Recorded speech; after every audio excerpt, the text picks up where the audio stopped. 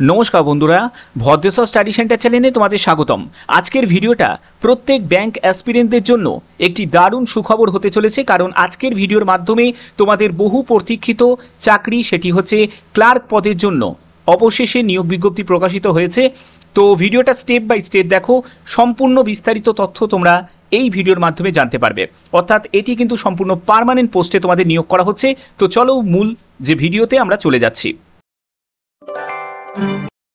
তো মূল ভিডিওতে যাওয়ার আগে চাকরি রিলেটেড প্রতিদিনের আপডেট পাওয়ার জন্য, সেটি সরকারি হোক বা বেসরকারি হোক, বিভিন্ন চাকরির কমপ্লিট ইনফরমেশন পাওয়ার জন্য অবশ্যই ভদ্রেশ্বর স্টাডি সেন্টার চ্যানেলটাকে সাবস্ক্রাইব করে বেল আইকন অল করে রাখবে। তো চলো মূল ভিডিওতে চলে যাচ্ছি।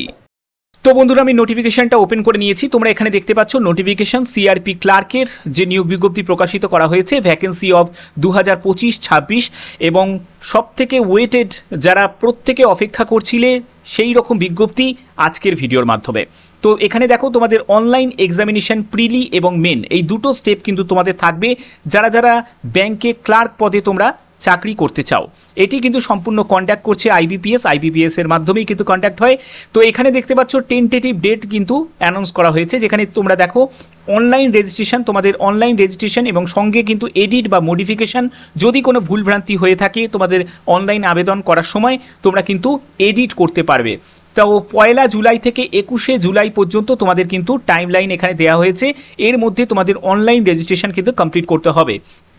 পরবর্তী যেটি আছে সেটি হচ্ছে পেমেন্ট অফ অ্যাপ্লিকেশন ফিজ। তো এখানে তোমাদের আবেদন মূল্য জমা দেওয়ার ডেটও কিন্তু 1 জুলাই থেকে 21 জুলাই, এবং তোমরা দেখতে পাচ্ছ এখানে পিইটি অর্থাৎ প্রি এক্সামিনেশন ট্রেনিং, সেটি 12 আগস্ট থেকে 17 আগস্ট পর্যন্ত তোমাদের হবে। এবং তোমরা ডাউনলোড কল লেটার, অনলাইন এক্সামিনেশনের প্রিলির যে কল লেটার তোমরা ডাউনলোড করতে পারবে আগস্ট মাসে, এবং তোমাদের অনলাইন এক্সামিনেশন প্রিলি যে এক্সামিনেশনটা হবে সেটাও কিন্তু আগস্ট মাসেই তোমাদের কন্ট্যাক্ট হচ্ছে। রেজাল্টও অ্যানাউন্স হয়ে যাচ্ছে, সেপ্টেম্বর মাসে রেজাল্ট অ্যানাউন্স হয়ে যাচ্ছে, এবং তোমাদের মেনের জন্য তোমরা কল লেটার ডাউনলোড করতে পারবে সেপ্টেম্বর অক্টোবরের মধ্যে। এবং তোমাদের মেন এক্সামটা কন্ডাক্ট হচ্ছে তোমাদের অক্টোবর মাসে মেন এক্সাম কন্ডাক্ট হচ্ছে, এবং প্রভিশনাল অ্যালটমেন্ট সেটি এপ্রিল 2025, অর্থাৎ বলতে পারো যে তোমরা এপ্রিল 2025 অর্থাৎ এপ্রিল মে জুন, তোমরা জুন মাসের মধ্যে কিন্তু ব্যাংকে তোমরা জয়েন করে যাবে।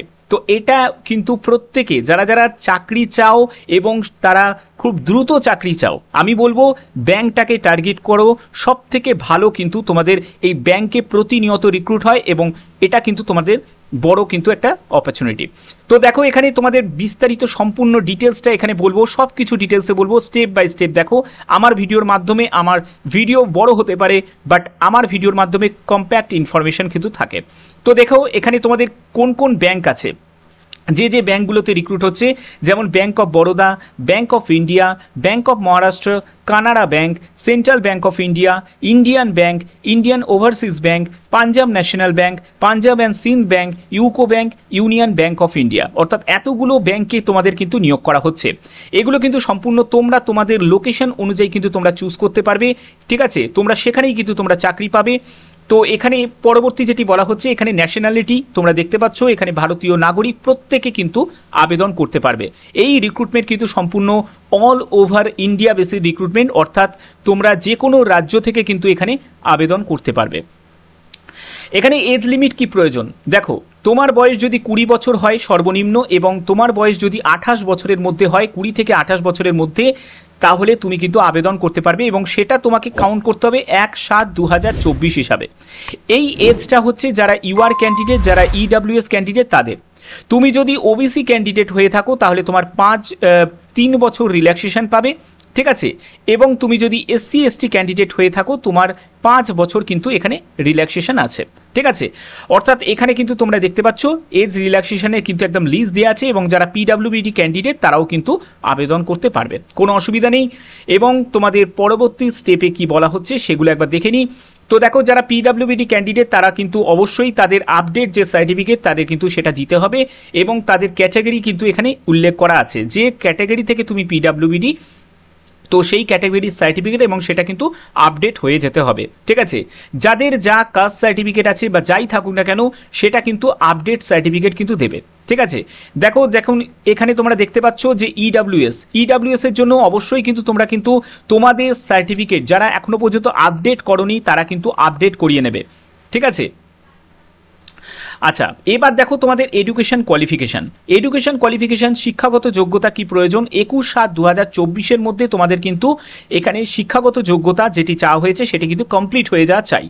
এখানে বলা হচ্ছে যে ডিগ্রি গ্র্যাজুয়েশন অর্থাৎ যে কোনো শাখায় এনি ডিসিপ্লিন, অর্থাৎ তুমি আর্টস হোক, সায়েন্স হোক বা কমার্স হোক, যে কোনো শাখায় তুমি যদি গ্র্যাজুয়েট হয়ে থাকো তাহলেই কিন্তু তোমরা এখানে আবেদন করতে পারবে। তো এই নিয়োগ সংক্রান্ত তোমাদের যেটা বলা হচ্ছে যে এখানে মার্কশিট বা ডিগ্রি সার্টিফিকেট সেটা কিন্তু তোমাকে শো করতে হবে, মাথায় রাখবে এটা কিন্তু তোমাকে শো করতে হবে। এবং দ্বিতীয় যেটি লাগবে সেটি হচ্ছে তোমাদের কম্পিউটার লিটারেসি। তো কম্পিউটারের শিক্ষাগত যোগ্যতা যেটি প্রয়োজন সেটি হচ্ছে operating and working knowledge in computer system is mandatory, অর্থাৎ কম্পিউটারের যদি তোমার বেসিক নলেজ থাকে। এখানে দেখো certificate, diploma, degree, computer operation language. তো এখানে দেখো তোমাদের একটা মনে কিন্তু প্রশ্ন জাগতে পারে যে স্যার এখানে 1 বছরের সার্টিফিকেট লাগবে কম্পিউটারে, না 3 বছর লাগবে, না 2 বছর লাগবে। দেখো তোমার 3 মাসের সার্টিফিকেট হোক বা 6 মাসের সার্টিফিকেট হোক বা 1 বছর হোক বা যাই হোক না কেন, এখানে সার্টিফিকেট যাদের আছে তারাও আবেদন করতে পারবে, যাদের ডিপ্লোমা করা আছে তারাও আবেদন করতে পারবে, বা ডিগ্রি যাদের করা আছে তারাও আবেদন করতে পারবে। অর্থাৎ যে কোনো একটি বিসিকে অর্থাৎ বেসিক কম্পিউটার নলেজের সার্টিফিকেট কিন্তু এখানে প্রয়োজন। একদম ক্লিয়ার করে দিলাম ব্যাপারটা। এবার যেটা লাগছে সেটা হচ্ছে অফিসিয়াল ল্যাঙ্গুয়েজ, অর্থাৎ যে স্টেটে তুমি আবেদন করবে সেখানকার যে অফিসিয়াল ল্যাঙ্গুয়েজ, লোকাল ল্যাঙ্গুয়েজ সেটা কিন্তু জানা হতে হবে। অর্থাৎ যারা ওয়েস্ট বেঙ্গল থেকে তারা চেষ্টা করো ওয়েস্ট বেঙ্গলেই যেন আবেদন করার, ঠিক আছে। যারা ত্রিপুরাবাসী তারা চেষ্টা করবে ত্রিপুরাতেই যেন আবেদন করা, ঠিক আছে। আচ্ছা, এরপর হচ্ছে তোমাদের আর কি কি ইম্পর্টেন্ট আছে সেগুলো তোমাদের এখানে দেখাই। আচ্ছা, এখানে আরেকটা কথা তোমাদের বলে রাখি, যেটা অনেকে কিন্তু আবেদন করার সময় এই জায়গাটা কনফিউশন থাকে, এই জায়গাটা তোমাদের দূর করে দিচ্ছি। দেখো অনেকের মার্কস থাকে 59, দেখো এখানে কিন্তু উল্লেখ করা আছে 59.99%। অনেকে কি করে সেটাকে কিন্তু 60% করে দেয়, ঠিক আছে। অনেকে কি করে সেটাকে 60% করে দেয়, কিন্তু সেটা করলে কিন্তু তোমার চলবে না, ঠিক আছে। সেটা কি করলে কিন্তু তোমার চলবে না। এখানে কিন্তু যদি তোমার 59.99% থাকে, যদি দুটো ডিজিটের পয়েন্টের পরে দুটো ডিজিটের যদি জায়গা যদি না থাকে তাহলে চেষ্টা করবে এখানে 59% দিয়ে দেওয়ার, ঠিক আছে। ভুল করেও কিন্তু 0.01ও কিন্তু একটা ভ্যারি করে, তার জন্য ওইটাকেও কিন্তু বাড়াবে না কখনো, ঠিক আছে। চাইলে যেটা আছে সেটা তুমি দিয়ে দেবে, কিন্তু কখনোই কিন্তু বাড়ানো যাবে না, বাড়ানো কিন্তু কোনো রকমভাবে কিন্তু যাবে না। যেমন এখানে দেখো এখানে 54.99% will be treated less than the 55%, অর্থাৎ 55%-এ কিন্তু কম আছে, কিন্তু অনেকে কি করে ভুল করে এখানে 55% দিয়ে দেয়। এটা কিন্তু ভুল, এটা কিন্তু চলবে না, এই জায়গাটা মাথায় রাখতে হবে, ঠিক আছে। আচ্ছা, এর পরবর্তী যেগুলো আছে সেগুলো হচ্ছে তোমার, এবার দেখে নাও যে তোমাদের অ্যাপ্লিকেশন ফিস কত টাকা। এখানে আবেদন মূল্য হচ্ছে 175 টাকা আবেদন মূল্য। যারা এসসি, এসটি, পিডাব্লিউবিডি, এক্স সার্ভিসম্যান যারা আছে তারা কিন্তু দেবে, ঠিক আছে। এবং যারা 850 টাকা আবেদন মূল্য দেবে তারা হচ্ছে ইউআর ক্যান্ডিডেট দেবে, ইডাব্লিউএস ক্যান্ডিডেট দেবে, এবং ওবিসি ক্যান্ডিডেট যারা আছে তারা 850 টাকা আবেদন মূল্য দেবে, ঠিক আছে। তো এই হচ্ছে তোমাদের আবেদন মূল্যর ব্যাপারটা কিন্তু ক্লিয়ার করা আছে। এবার দেখো তোমাদের সিলেকশন প্রসেস, যেটা সব থেকে গুরুত্বপূর্ণ।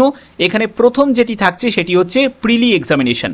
প্রিলি এক্সামিনেশনের জন্য তোমাদের ইংলিশ ল্যাঙ্গুয়েজ, যেখানে তোমাদের 30টা কোশ্চেন, 30 নম্বরের 20 মিনিট সময় থাকছে। নিউমেরিক্যাল অ্যাবিলিটি অর্থাৎ ম্যাথামেটিক্সে তোমাদের 35টা কোশ্চেন, 35 নম্বরের 20 মিনিট সময় থাকছে। রিজনিংয়ের ওপর 35টা কোশ্চেন, 35 নম্বরের 20 মিনিট সময় থাকছে, অর্থাৎ তোমরা 60 মিনিট সময় পাচ্ছ। 100টা কোশ্চেন, 100 নম্বরে তোমাদের প্রিলি পরীক্ষা হচ্ছে। এই প্রিলি পরীক্ষাটা তোমরা যখন কমপ্লিট করবে, কমপ্লিট করার পরে কোয়ালিফাই করার পরে তারপরে তোমরা চলে যাবে মেনেতে। মেনেতে যেটা থাকবে সেখানেও কিন্তু অবজেক্টিভ টেস্ট হবে, যেখানে তোমরা দেখতে পাচ্ছ জেনারেল অ্যান্ড ফিনান্সিয়াল অ্যাওয়ারনেস, সেখানে 50টা কোশ্চেন 50 মার্কসের। তারপরে হচ্ছে জেনারেল ইংলিশে থাকবে 40 কোশ্চেন 40 মার্কসের। তারপরে reasoning ability and computer aptitude, সেখানে থাকবে 50টা কোশ্চেন 60 মার্কসের, এবং কোয়ান্টিটিভ অ্যাপটিটিউডে থাকবে 50টা কোশ্চেন 50 মার্কসের, অর্থাৎ 190টা কোশ্চেন 200 নম্বরে তোমাদের পরীক্ষা হচ্ছে। 160 মিনিট তোমরা সময় পাচ্ছ।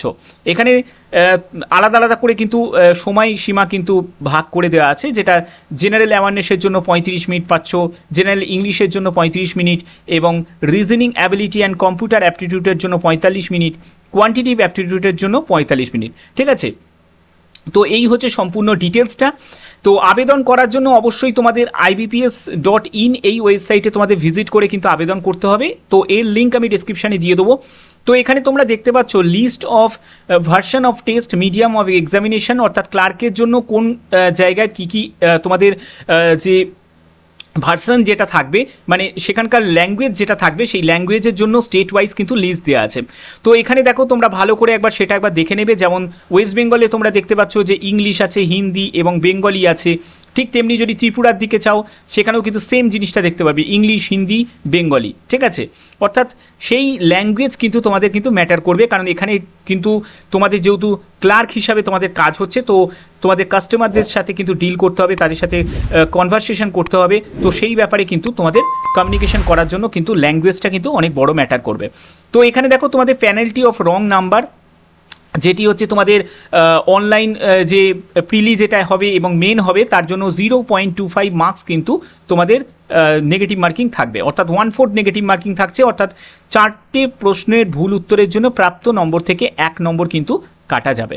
ঠিক আছে, তো এই জায়গা কিন্তু তোমাদের সম্পূর্ণ এখানে ক্লিয়ার করা আছে। এবং আর কি কি আছে ইম্পর্টেন্ট সেগুলো আমি তোমাদের বলছি। এখানে দেখো তোমাদের যে পিইটি হবে, মানে প্রি এক্সামিনেশন ট্রেনিং, সেগুলো কিন্তু তোমরা কিন্তু বিভিন্ন জায়গা তোমরা দেখতে পাচ্ছ। এখানে কলকাতা আছে, তারপর রাঁচি আছে, সম্বলপুর আছে, অর্থাৎ বিভিন্ন জায়গা কিন্তু আছে। ঠিক আছে, আবেদন করার জন্য কি কি তোমাদের ডকুমেন্টস তোমাদের আপলোড করতে হবে, লিস্ট অফ ডকুমেন্টস তোমরা দেখতে পাচ্ছ। Original and self attested photocopy, তারপরে হচ্ছে তোমাদের ডেট অফ বার্থের প্রুফ। ঠিক আছে, তারপরে হচ্ছে গভর্নমেন্ট একটি আইডি প্রুফ, যে কোনো একটি আইডি প্রুফ লাগবে। তারপরে মার্কশিট বা সার্টিফিকেট, এটা কিন্তু তোমাদের গ্র্যাজুয়েশনে লাগবে। তারপরে হচ্ছে কাস্ট সার্টিফিকেট লাগবে, এবং সেটা কিন্তু আপডেট করা সার্টিফিকেট হতে হবে। তো এইগুলো কিন্তু সম্পূর্ণ তোমাদের দিতে হবে।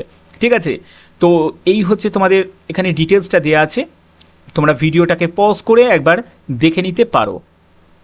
আচ্ছা, এখানে আর কি কি ইম্পর্টেন্ট আছে সেগুলো সব কিছু তোমাদের কাছে ডিটেলসে বলছি, যেটা দেখি আর কি কি ইম্পর্টেন্ট আছে।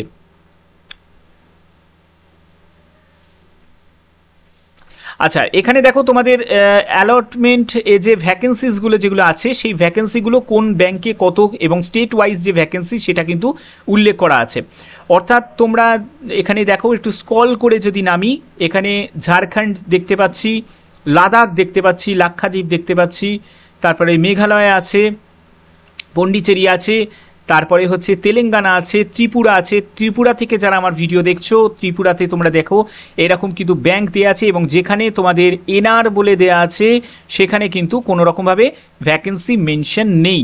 ঠিক আছে, তো এই হচ্ছে ব্যাপার। যারা যারা ত্রিপুরাতে যারা যদি ভ্যাকেন্সি তোমরা দেখতে না পাও, তাহলে কিন্তু তারা ওয়েস্ট বেঙ্গলে কিন্তু আবেদন করতে পারো, কোনো অসুবিধা নেই।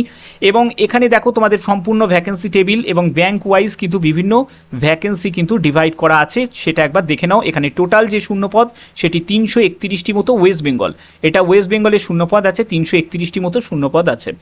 তো এই হচ্ছে তোমাদের সম্পূর্ণ ব্যাপারটা, ডিটেলসটা দেওয়া আছে। তো এখানে স্টেট এবং প্রিলি এক্সামিনেশন সেন্টার এবং মেন এক্সামিনেশন সেন্টার সেটা কিন্তু এখানে জানানো হয়েছে।